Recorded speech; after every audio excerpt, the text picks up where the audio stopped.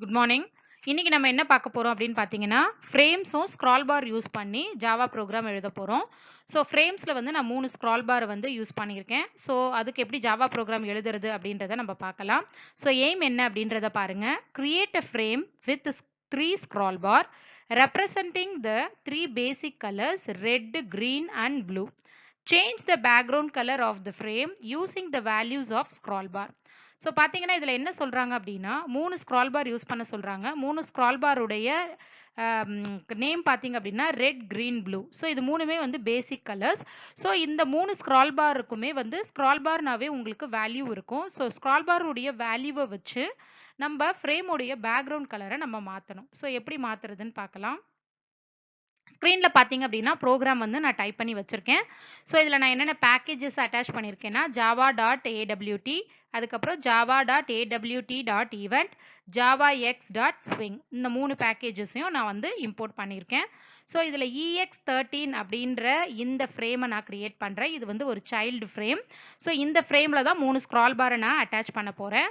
So அந்த scroll பாரை move பண்ணும்போது EX13 அப்படின்ற அந்த சைல்டு ஃப்ரேமோடைய பேக்ரவுண்டு தான் நம்மளுக்கு மாறப்போகுது. ஸோ இது வந்து பார்த்தீங்கன்னா சைல்டு, ஜே ஃப்ரேம் அப்படின்றது பேரண்ட் ஃப்ரேம். ஸோ இந்த பேரண்ட்லேருந்து நான் வந்து EX13 அப்படின்ற ஒரு சைல்டு ஃப்ரேமை கிரியேட் பண்ணியிருக்கேன். ஸோ நெக்ஸ்ட் வந்து பார்த்தீங்க அப்படின்னா ஸ்க்ரால் பார் அப்படின்னா அதில் என்ன ஈவெண்ட் அக்கர் ஆகும்னா அட்ஜஸ்ட்மெண்ட் ஈவெண்ட். ஸோ அட்ஜஸ்ட்மெண்ட் ஈவெண்ட்டை மானிட்டர் பண்ணுறதுக்கு எனக்கு அட்ஜஸ்ட்மெண்ட் லிசனர் தேவை. ஸோ நான் என்ன பண்ணியிருக்கேன் அப்படின்னா அதையும் அட்டாச் பண்ணியிருக்கேன். நெக்ஸ்ட் வந்து பார்த்தீங்கன்னா எனக்கு 3 ஸ்க்ரால் பார் தேவை. ஸோ இந்த 3 ஸ்க்ரால் பாரையும் இந்த இடத்துல டிக்ளேர் பண்ணியிருக்கேன். ரெட்டு, க்ரீனு அண்டு ப்ளூன்னு சொல்லிட்டு எனக்கு 3 வேரியபிள் ரெக்வயர்டாக இருக்குது. RGB மூணுத்தையும் டிக்ளேர் பண்ணி இனிஷியலைஸ் பண்ணியிருக்கேன். Next public static void main கொடுத்துருக்கேன். அதுக்கப்புறம் பார்த்தீங்க அப்படின்னா EX13 அப்படின்ற இந்த சைல்டு ஃப்ரேம், அதாவது அந்த சைல்டு கிளாஸுக்கு நான் கன்ஸ்ட்ரக்டர் கிரியேட் பண்ணியிருக்கேன். நெக்ஸ்ட் பார்த்தீங்கன்னா இந்த கன்ஸ்ட்ரக்டர்ல என்னென்னலாம் இருக்குது அப்படின்னு பார்த்தீங்கன்னா இந்த மெத்தட், இது எல்லாமே வந்து நான் ஏற்கனவே வந்து போன வீடியோஸ்லையும் எக்ஸ்பிளைன் பண்ணது தான். உங்களுக்கு டிஸ்கிரிப்ஷன் பாக்ஸில் லிங்க் இருக்குது, வேணும்னா நீங்கள் அதை செக் பண்ணி பாருங்கள். Set visible. ஸோ இந்த மெத்தடை கண்டிப்பாக நீ ஃப்ரேம் ப்ரோக்ராம்னா அட்டாச் பண்ணணும். ஏன்னா இது டிஃபால்ட்டாக ஃபால்ஸ்ன்னு செட் ஆகிருக்கும். நீங்கள் ட்ரூன்னு கொடுத்தா தான் ஃப்ரேம் ரன் டைமில் விசிபிளாக தெரியும். Next set lay out. So lay out managers உங்களுக்கு தெரியும். GUI காம்போனண்ட்டை வந்து அசம்பிள் பண்ணி ஆர்கனைஸ் பண்ணுறது வந்து லேஅவுட் மேனேஜர். இதில் 3 டைப்ஸ் இருக்குது. Flow layout, border layout, grid layout. So நான் இந்த ப்ரோக்ராமுக்கு வந்து பார்த்தீங்கன்னா ஃப்ளோ லேஅவுட் ப்ரிஃபர் பண்ணியிருக்கேன். செட் சைஸ், ஃப்ரேமுடைய வித் அண்ட் ஹைட்டை வந்து நான் டிஃபைன் பண்ணியிருக்கேன்.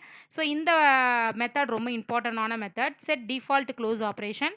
ஸோ இந்த மெத்தட் நீங்கள் கால் பண்ணலை அப்படின்னா ஃப்ரேம் உங்களால் க்ளோஸ் பண்ண முடியாது. ஸோ கண்டிப்பாக ஃப்ரேம் நீங்கள் யூஸ் பண்ணுறீங்கன்னா இந்த லைன், அதாவது இந்த மெத்தடை கண்டிப்பாக நீங்கள் யூஸ் பண்ணணும். நெக்ஸ்ட் நான் கிரியேட் பண்ணியிருக்கிற அந்த 3 ஸ்க்ரால் பாருக்கும் மெமரி அலோகேஷன் பண்ணுறேன். So red is equal to new J scroll bar, green is equal to new J scroll bar, blue is equal to new J scroll bar. So இப்போ பார்த்தீங்க அப்படின்னா இப்போ நான் 3 ஸ்க்ரால் பாரை வந்துட்டு மெமரி அலோகேஷன், அதாவது டிக்ளரும் பண்ணியிருக்கேன், அதுக்கான மெமரியும் அலோகேட் பண்ணிட்டேன். இப்போ அந்த 3 ஸ்க்ரால் பாரையும் நான் ஆட் பண்ணணும் ஃப்ரேமில். ஸோ ஃபஸ்ட்டு வந்து ரெட்டுன்ற ஸ்க்ரால் பார் ஆட் பண்ணியிருக்கேன், அப்புறம் க்ரீனு, அதுக்கப்புறம் ப்ளூ. ஸோ எல்லா ஸ்க்ரால் பாரையும் நான் ஆட் பண்ணிட்டேன். ஆட் பண்ணதுக்கப்புறம் அந்த ஸ்க்ரால் பாரில் வந்துட்டு லிசனரை நான் அட்டாச் பண்ணணும். ஸோ பார்த்தீங்க அப்படின்னா இந்த இடத்துல ஆட் அட்ஜஸ்ட்மெண்ட் லிசனர் ரெட்டுக்கு வந்து அட்டாச் பண்ணியிருக்கேன், அதே மாதிரி க்ரீனுக்கு, அதே மாதிரி ப்ளூவுக்கு அட்டாச் பண்ணியாச்சு. ஸோ இப்போ பார்த்தீங்க அப்படின்னா அட்ஜஸ்ட்மெண்ட் வேல்யூ சேஞ்ச் அப்படின்ற இந்த மெத்தட் தான் நம்மளுக்கு அட்ஜஸ்ட்மெண்ட் ஈவெண்ட் ட்ரிகர் ஆகும்போது அதை மானிட்டர் பண்ணுது. இந்த மெத்தட் அட்ஜஸ்ட்மெண்ட் லிசனர் அப்படின்ற இன்டர்ஃபேஸில் அவைலபிளாக இருக்குது. ஸோ நான் என்ன பண்ணியிருக்கேன் அப்படின்னா 3 ஸ்க்ரால் பாருடைய வேல்யூவையும் நான் கெட் பண்ணுறேன். ஸோ கெட் வேல்யூ அப்படின்ற இந்த மெத்தட் என்ன பண்ணுன்னா அந்த ஸ்க்ரால் பாருடைய வேல்யூவை கெட் பண்ணும். ஸோ ஸ்க்ரால் பாருடைய இருக்கிற அந்த தம்முடைய பொசிஷனை வச்சு அந்த வேல்யூ வந்து மாறும். ஸோ இப்போ வந்து பார்த்தீங்க அப்படின்னா ஆர் அப்படின்ற வேரியபிளில் ரெட் அப்படின்ற ஸ்க்ரால் பாரோடைய வேல்யூவை கெட் பண்ணுறேன், பியில் ப்ளூஸ் அப்படின்ற ஸ்க்ரால் பாரோடைய வேல்யூவை கெட் பண்ணுறேன், ஜியில் க்ரீன் அப்படின்ற ஸ்க்ரால் பாரோடைய வேல்யூவை கெட் பண்ணுறேன். இப்போ ஆர்பிஜி அப்படின்ற இந்த வேரியபிளில் எனக்கு சம் வேல்யூஸ் வந்து இருக்கும். ஸோ இந்த வேல்யூஸை நான் என்ன பண்ணுறேன் அப்படின்னு பார்த்தீங்கன்னா கலர் அப்படின்ற இந்த மெத்தடுக்கு ஆர்குமெண்ட்டாக பாஸ் பண்ணுறேன். ஸோ இந்த வேல்யூ காம்பினேஷனுக்கு, அதாவது ஆர்பிஜி அப்படின்ற இந்த வேல்யூக்கு எந்த கலர் வந்து அவைலபிளாக இருக்கோ அந்த கலரை நான் ஃப்ரேமுடைய பேக்ரவுண்டில் நான் செட் பண்ண போகிறேன். ஸோ செட் பேக்ரவுண்டுக்கு அதை ஆர்குமெண்ட்டாக பாஸ் பண்ணுறேன். ஸோ இந்த கெட் கண்டென்ட் பேன் அப்படின்ற மெத்தடை நீங்கள் யூஸ் பண்ணால் தான் ஃப்ரேமுடைய பேக்ரவுண்ட் வந்து உங்களுக்கு மாறும். ஸோ அதனால நான் கெட் கண்டென்ட் பேன் அப்படின்ற மெத்தடை நான் யூஸ் பண்ணியிருக்கேன். ஸோ இதே ப்ரோகிராம் எப்படி வந்து நம்ம எக்லிப்ஸில் ரன் பண்ணுறதுன்னு பாருங்க. ஸோ இதுதான் எக்லிப்ஸோட ஐகான். இதை டபுள் கிளிக் பண்ணுங்க. ஸோ டபுள் கிளிக் பண்ண உடனே உங்களுக்கு வந்து இந்த மாதிரி ஸ்க்ரீன் வரும். நான் ஆல்ரெடி ஜாவான்ற ப்ராஜெக்ட் வந்து கிரியேட் பண்ணி வச்சிருக்கேன். ஸோ இதை எப்படி கிரியேட் பண்ணணுன்ற லிங்க் டிஸ்கிரிப்ஷன்ல இருக்கு. அதை பார்த்தீங்கன்னா, நீங்களும் வந்து இந்த மாதிரி வேற ஒரு நேம்ல நீங்க ஜாவான்னு இல்லாம வேற நேம்ல நீங்க வந்து ப்ராஜெக்ட்ட கிரியேட் பண்ணிக்கலாம். அப்பதான் வந்து கிளாஸஸா உங்களுடைய ப்ரோகிராம அட்டாச் பண்ணி ரன் பண்ண முடியும்.